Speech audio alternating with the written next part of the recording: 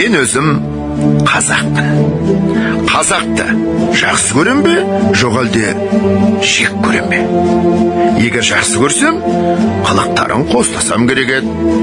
Уа әрнешік бойларынан адам жақсы көрерлік, я көңілге тиянақ қыларлық бір нәрсе тапсам керек еді.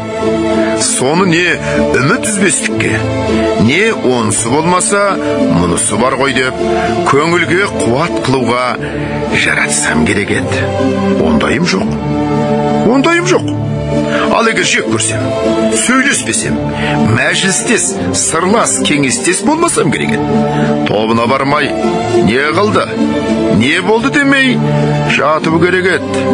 Ол мүмкін болмаса, бұлардың ортасынан көшіп кету керек еді. Бұларды жөндеймін деуге, жөнделер, үйренер деген үмітімде жоқ. Бұлардың бірі де жоқ. Сонда бұл қалай? Бұл айтқанның бірін тұтпай болмас еді. Мен өзім тірі болсам да анық тірі емеспін. Әшейін осылардың ызасынан ба, өзіме өзім ыза болғанымнан ба, яки бөтен себептен бе білмеймін. Сыртым сау болса да, ішім өліп қалыпты.